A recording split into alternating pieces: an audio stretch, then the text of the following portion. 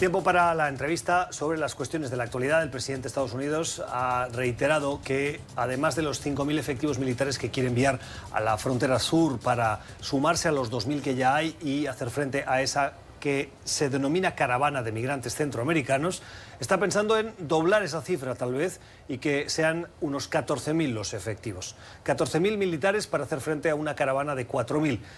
El contexto es que esta caravana ha hecho efecto llamada y hay otras que se están produciendo.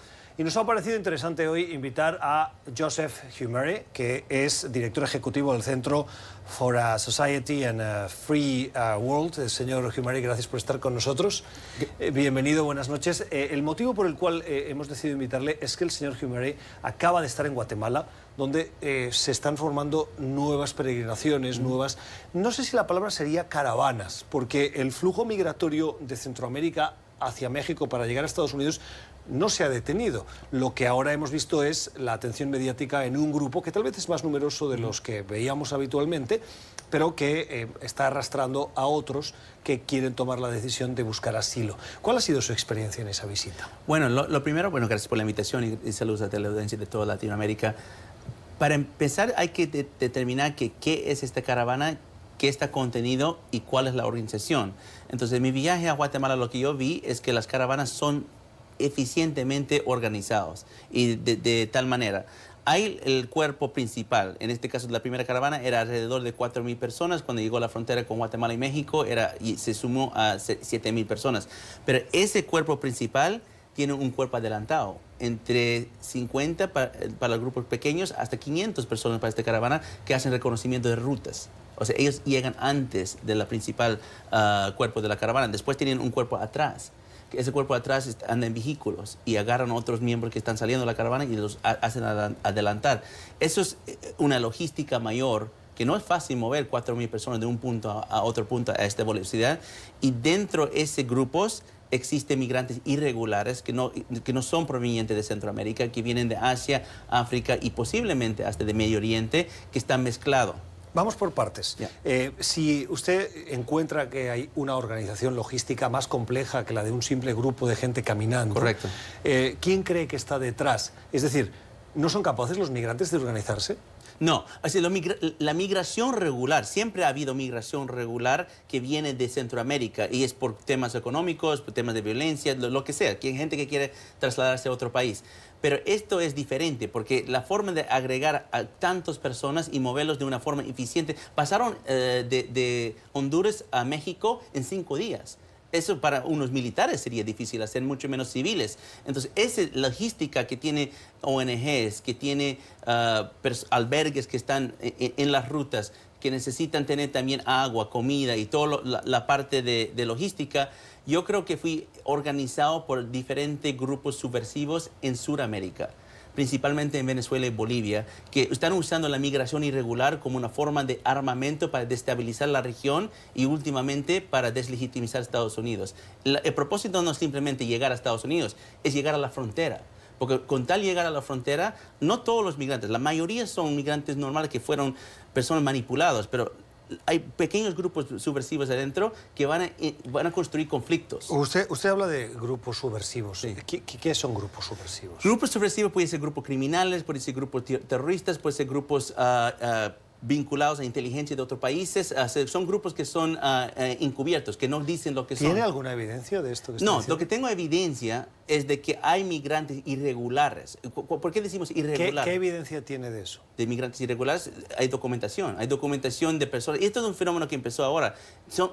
Hay un fenómeno que está creciendo que el Departamento de Seguridad Nacional lo denomina como migrantes irregulares de interés especial. ¿Por qué interés especial? Porque provienen de una colección de 35 países que tienen alta presencia de grupos terroristas. El mismo gobierno de Estados Unidos lo considera una amenaza al gobierno de Estados Unidos. Pero eso no los convierte inmediatamente en terroristas. Pero no sabemos quiénes son, ese es el problema, ¿no? Pero no hay... Yo le puedo dar el beneficio de la duda, pero también hay que darles a ellos el beneficio de la duda. Entonces, es decir, uno puede venir de un país con alta presencia de grupos terroristas, correcto, pero no necesariamente tenemos que por eso decir que es terrorista. No, es que no se puede acusar directamente, por eso no están siendo detenidos, por eso no están siendo arrestados, porque no sabemos. Si sabíamos, estarían arrestados y los términos en procesos en este momento, pero no se sabe porque llegan indocumentados y hay casos anteriores, hay precedentes donde esta gente miente. Dicen que son de Pakistán y realmente son de Palestina. Dicen que son de Bangladesh y realmente son de Siria. ¿Qué porcentaje? No, el porcentaje no creo que sea mayor. Yo creo que el último número que se dio es 3.300 alrededor de migrantes irregulares de interés especial que llegaron a la frontera en el año fiscal de 2018. Un momento, para que todos nos entendamos. Durante todo un año fiscal, unos 3.000 llegaron y que procedían de esos países que tienen esa alta presencia de grupos terroristas. Indocumentados. Sí. Pero a partir de ese proceso, estas personas llegaron a la frontera y pidieron asilo. Sí, correcto. Ok. Y en ese proceso exhaustivo para conceder o no un asilo, las autoridades de esos 3.000, ¿cuántos identificaron como personas que había evidencia con grupos terroristas? Ese número no lo tengo porque no es público, ese número es en secreto que mantiene el Departamento de Seguridad Nacional. Y lo que digo, y también quiero enfatizar que estas son las personas que se están entregando por los pasos fronterizos controlados. Hay una cantidad de otros que llegan por puntos ciegos, que nosotros no vemos, que no sabemos, porque no lo hemos entrevistado. La única manera que sabemos de dónde país viene es por la entrevista. Pero si no lo sabemos, ¿cómo sabemos que son?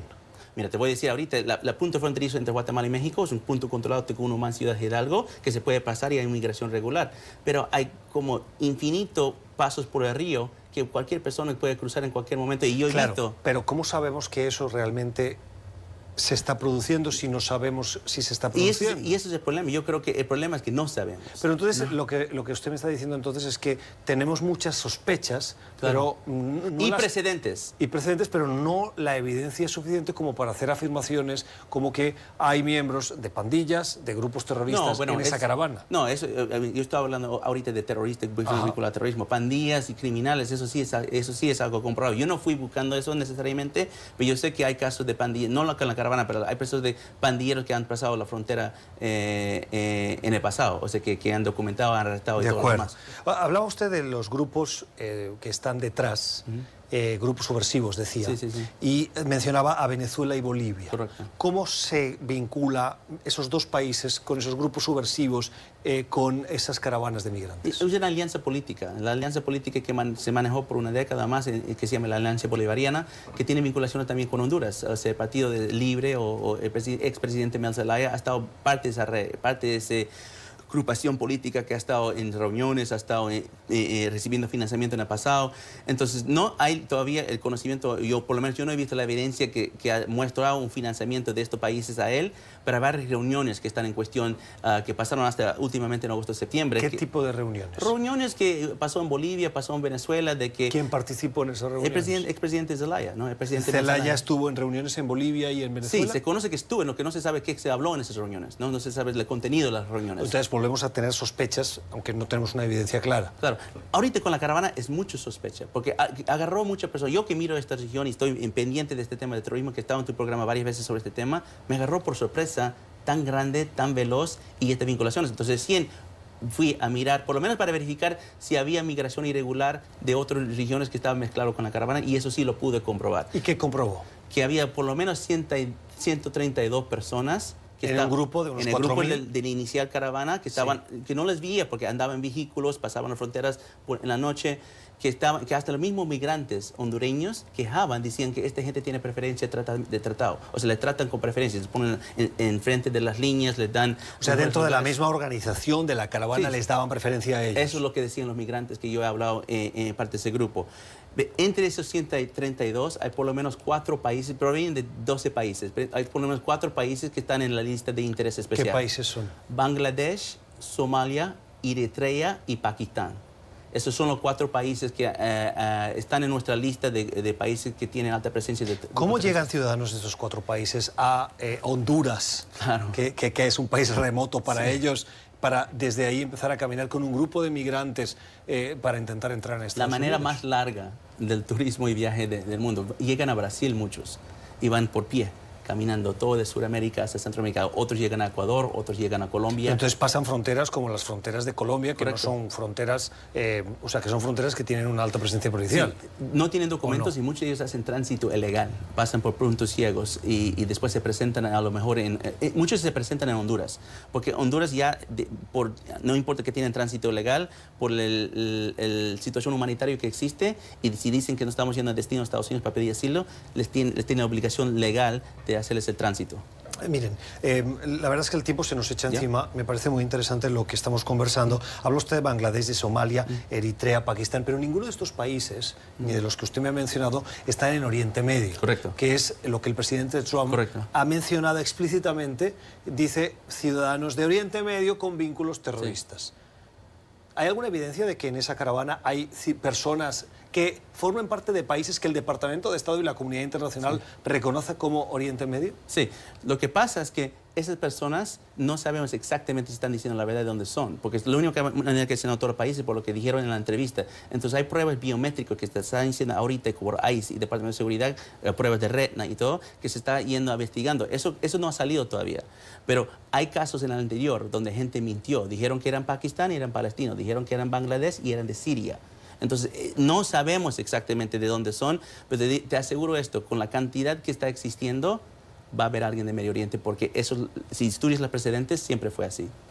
Son las conclusiones a las que está llegando el señor Joseph Humere, que acaba de estar en Guatemala, precisamente en contacto con las autoridades y que tuvo la oportunidad de acercarse a rutas de migrantes. Me contaba que está, además de esa caravana inicial que ya está en México, se están formando otras que han tenido un cierto efecto llamada. Hay 4 caravanas en total. Ahora mismo... Hay la principal que está en México, una en la frontera con Guatemala y México, 2 más que están en Guatemala, una que vino de Honduras y otra de El Salvador. No puedo dejar de terminar sin preguntarle, cuando usted me dice que se están formando caravanas, ¿qué diferencia hay entre las caravanas que usted menciona y el flujo migratorio habitual en cuestión numérica?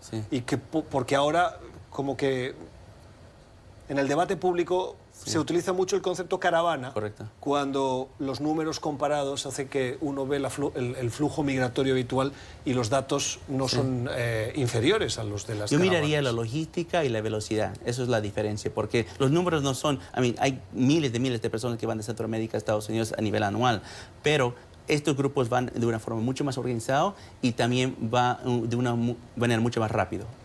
Es Joseph Humere, es director ejecutivo del Centro para la Sociedad Segura y Libre, que estuvo en Guatemala y que nos ha contado su experiencia en ese contexto que los expertos nos traen para que cada uno saquemos nuestras propias conclusiones.